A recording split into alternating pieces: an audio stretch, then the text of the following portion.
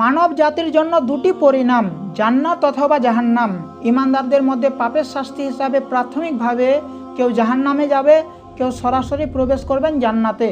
যেসব ইমানদার পাপের কারণে প্রথমে জাহান্নামে যাবে, তাদেরকে ইমানের কারণে আবার স্থায়ীভাবে জান্নাতে প্রবেশ করানো হবে। তাদের মধ্য থেকে সর্বশেষ যে ব্যক্তি জান্নাতে প্রবেশ করবেন, তার জান্নাতে প্রবেশের ঘটনাটি খুবই মজার।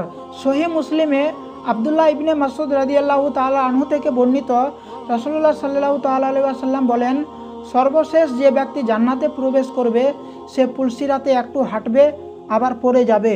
জাহান্নাম তাকে আঘাত করবে। এভাবে সে পুলসিরাত পুরোটা অতিক্রম করবে।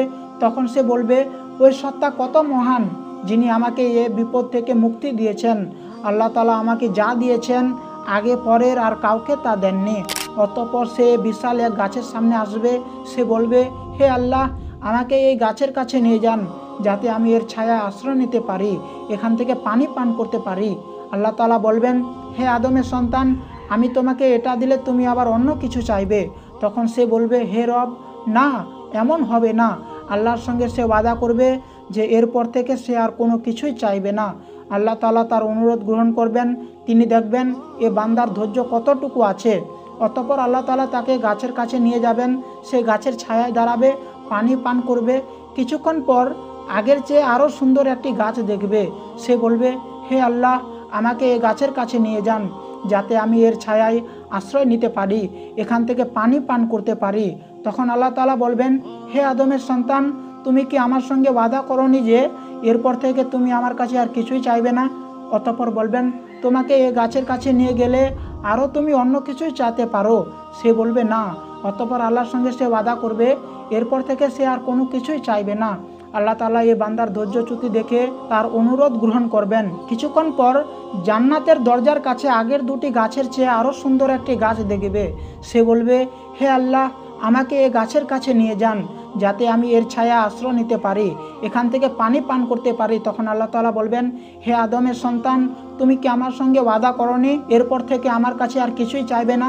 সে বলবে, হ্যাঁ, হে রব, এটাই শেষ, এরপর আর কোনো কিছুই চাইব না। তখন আল্লাহর সঙ্গে সে ওয়াদা করবে, এরপর থেকে সে আর কোনো কিছুই চাইবে না। আল্লাহ তাআলার এ বান্দার ধৈর্যচ্যুতি দেখে তার অনুরোধ গ্রহণ করবেন।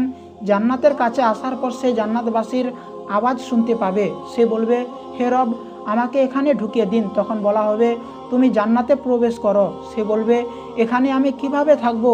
মানুষ তো সব স্থান দখল করে আছে। তখন আল্লাহ তাআলা বলবেন, হে আদমের সন্তান, তোমাকে কি দিলে তুমি সন্তুষ্ট হবে? দুনিয়ার কোনো বাদশার মতো হলে তুমি সন্তুষ্ট হবে? সে বলবে, হ্যাঁ, হে রব, আমি সন্তুষ্ট হব। তখন তিনি বলবেন, তোমাকে এর চেয়ে বেশি, এর চেয়ে বেশি, এর চেয়ে বেশি, এর চেয়ে বেশি দিলাম। পঞ্চমবারে সে বলে উঠবে, হে রব, আমি সন্তুষ্ট। আল্লাহ তাআলা বলবেন, এগুলোর সঙ্গে তোমাকে আরও 10 গুণ বাড়িয়ে দিলাম। তোমার চোখ ও মনের সব কামনা বাসনা পূরণ করো। আল্লাহ তাআলা তাকে আরও বলবেন, তোমার যদি কিছু চাওয়ার ইচ্ছা থাকে, তাহলে আমার কাছে এখন চাইতে পারো। আল্লাহ তাআলা তাকে বলবেন, এটা চাও, এটা চাও। যখন তার আশা আকাঙ্ক্ষার সব কিছুই শেষ হয়ে যাবে, তখন আল্লাহ তাআলা তাকে তার জান্নাতের প্রাসাদে প্রবেশের অনুমতি দিবেন।